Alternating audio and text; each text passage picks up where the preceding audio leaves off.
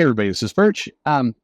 We got a mail here talking about kind of manga and why it might appeal quicker. It's a very short mail.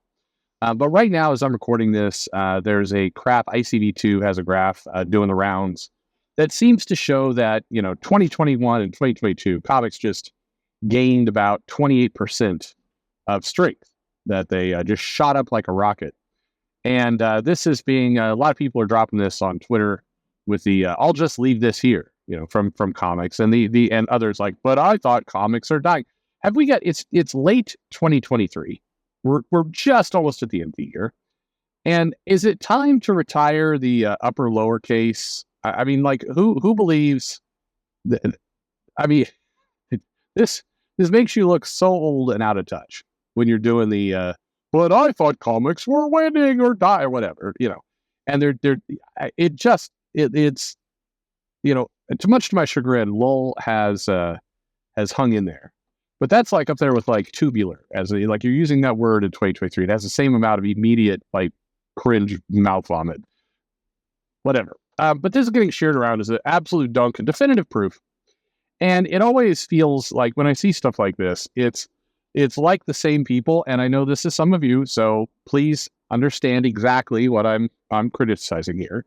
But when people will show graphs, like when Bud Light had the controversy with them, and people are like, the entire company's about to tank. Look, the chart's almost at zero, and they share these charts that zoom in to the financials, where you have like the share price is at 56 and it drops to 54, and so the metric, the little legend on the left, the axes, they only show you from 50 to 60. Rather than 0 to 60. Now, for some of you, you may be like, I don't understand what he's talking about. But note this, and lots of people play this trick, is they take graphs and then they zoom into the graph so you can see kind of how, and there's a good reason why you do this. Financial people do this to show the ups and downs in further detail. But people don't understand that, no, the line is not approaching the bottom of the chart equals 0. It's approaching $2 worth of share loss. Now, don't get me wrong. There's millions of dollars of value, millions.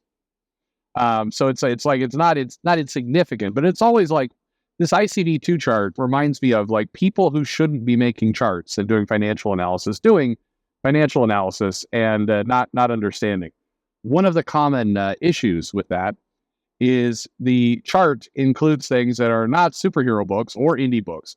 Sometimes, the wording is off of, people play fun little word games of, well, maybe the superhero genre is not doing well. No, it's comics, as in floppy comics, as in Western comics, as in, it's not like the whole industry is being carried on the back of what Vault is doing.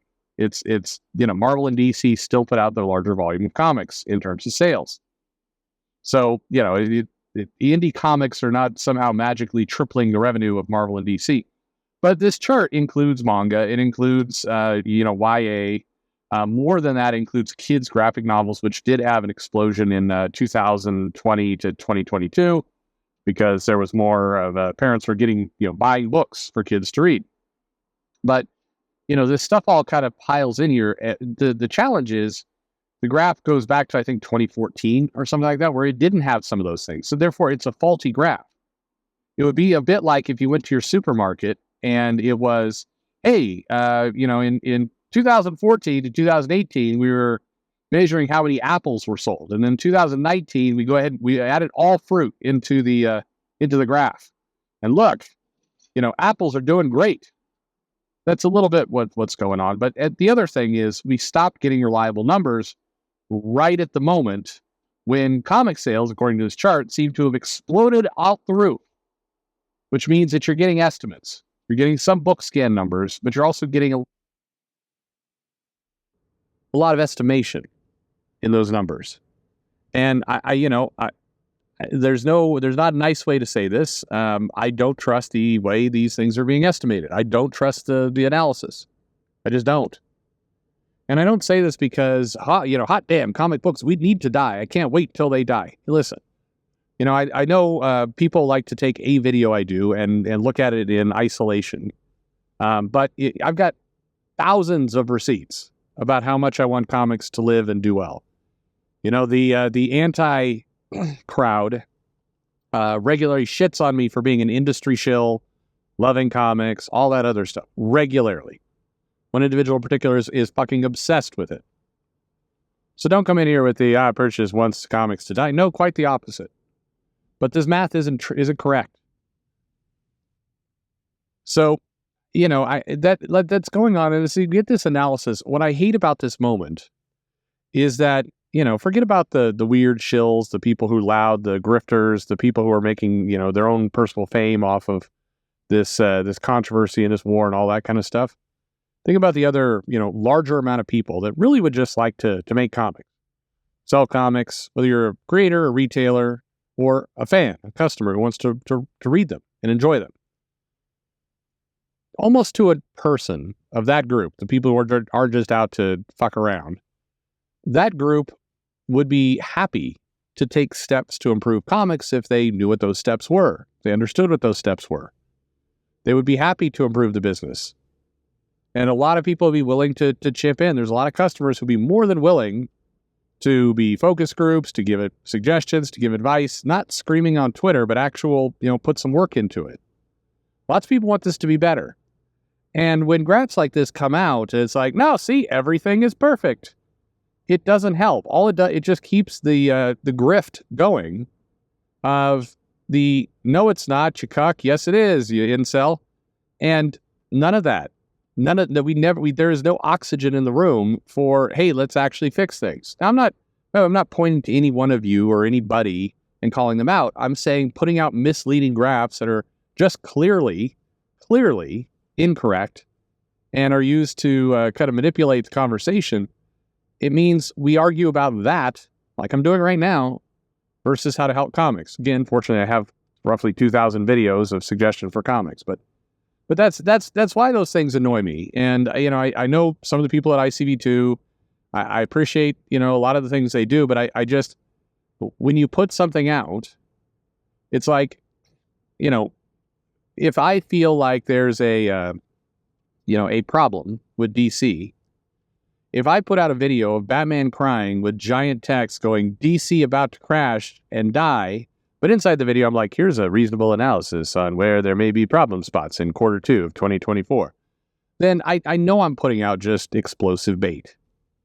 And this graph is like that. You're putting out something that is going to get misinterpreted, misread, misused, and just become another weapon in this bullshit.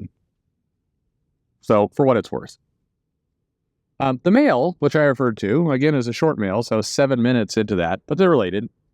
It says, hey, Perch, do you think one of the reasons why manga is more popular to younger audiences than comics is less words and bigger drawing? So that's all mail. Yes. And not just younger audiences. I think it appeals to people who are first-time readers or coming in new or wanting something, it does help.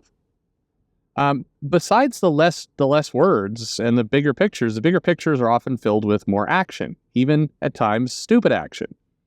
Now, I like manga, again, don't get me wrong, but there's been plenty of jokes over the years, particularly 20 years ago, there was a lot of parodies. There's a show called Drawn Together that would, but many have done it. Family Guy has done it. The Simpsons has done it. They would regularly parody anime and manga by having boring things suddenly, like there's speed lines and people are talking fast. They're racing to the refrigerator, get a beer. And it's like the absurdity was manga will take kind of benign, silly things and make them action-packed. And that appeals to kids, boys and girls. It also appeals to kind of casual new readers because you immediately feel like you're in the action. People often dismiss, things like manga of manga's simplistic, so that's why younger people like it. Yeah, guess what's also simplistic? The MCU. These Marvel movies are not, epic, works of cinema. They are high special effects. They're flashy. They're action-filled, and they try and inject tension and some humor. That's the formula, and there's nothing wrong with that. But notice, there are plenty of adults who like Marvel movies. It's simple action, easy story to digest and go works. And there's nothing wrong with that, but there's a clue there. When you pick up a lot of comics, a lot of U.S. Western comics, and I see creators saying things like, I don't know why comic sales are down. I'm reading, and then they list all the kind of current writers. I'm reading Teenie Howard and Steve Orlando, and these comics are amazing.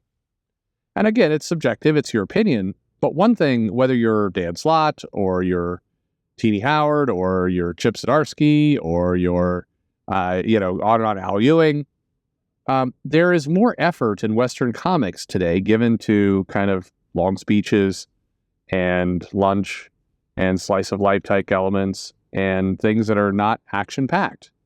Again, this is my opinion. You may feel entirely different, but the comics are not. They're not. I've done these videos about must read. They don't feel that way. Now you may like the story and you may like the narrative, and that's fine. But there's a reason why, the J.R. Tolkien's work, which is celebrated, does well, but some of those later books, they are not mass market fan favorites. They're dense. And I enjoy them, but they are dense. It's hard to get through, Bob tells some of these, page after page. You have to be committed to it. And for a casual read, there's a reason why something like Harry Potter outsold the hell out of Lord of the Rings. It's a much easier, breezy read. Not just the words are smaller, it's also there's just more action beat to beat to beat. Ron's scared of spiders. My kids are listening to it right now. But this is as we look at the entire picture of comics, and you look at that graph again, which again, very misleading, but you look at a lot of things that are driving that graph, whether it's graphic novels for kids, whether it's manga. The common element is often that they're quick, they're breezy, there's action, they're easy to hop into. A lot of the Western comics they will spend a lot of pages going through, I'll put it this way. One of my favorite characters, and you've heard it before, is Monica Rambeau. I like that character. I liked her as Captain Marvel. I just like the character. I like all the hard work they put into building that character up, from her appearance in Spider-Man to the Avengers. That is a great character. I will pick up comics that she's in now, still years, decades later from those great moments in my mind, because that was the power of that brand equity for me. And when I read current comics, I've got Monica's talking to her family, and there's an issue, and then there's another problem, and she's with a scientist, and they're trying to figure it. But it's tough, and this is a character I like. It's tough to get to this book. It feels like, and I always, to the artists, I gotta feel like, God, you've got this world of cosmic deities and powers and mutes and all this other stuff you can do, and you're having to draw this character, sitting on a couch talking to her brother for 3 pages, and then she goes to a lab, and then there's somebody breaks into the lab and she defeats him in a page, and then then she flies into space, and there's a lot of panels her talking on a headset. That's like, man, for the artist has to just be like, Anyway, I think there's something to that. Fewer words, but bigger images. I think that helps for manga. It helps for kid graphic novels, and it frankly helped for comics. There were plenty of words in comics. If you go back, some of those Silver Age books were wordy as hell. But there was also and you've heard Joe and I talk about it when we review stuff. They'll do a short Superman story in 5 pages, and all kinds of shit happens in that 5 pages. And there is a clue there to comics, but let's stop with it. So you got to stop with the misleading graphs. It's just, I'm sorry, it's just and you could spot some of these gimmicks, like the example I gave with the Bud Light. Look for yourself, and you're looking at the news, CNBC, or you're looking at CNN or Fox. CNN and Fox do this all the time. Whenever they want to prove anything, they will use the scale of the graph to enforce their point. So, CNN classically, if Donald Trump is beating Biden in a prospective head-to-head matchup, they will show a graph that goes all the way from 0 to 100. They'll show it, so it's like it's neck and neck. If Biden, takes him for a week, because it's been going back and forth, Biden takes him back up for a week, then they suddenly zoom in to like a legend that has 4 points on it. They're like, look at this huge jump in Biden's percent popularity. You're like, wow, that graph, that line is going up pretty steep. Oh, hang on, it went half a point up because they've zoomed in so much. Just look for yourself. It will make, I don't know, if you're like me, it makes you mad because it is completely manipulative what's going on. Anyway, thanks for listening.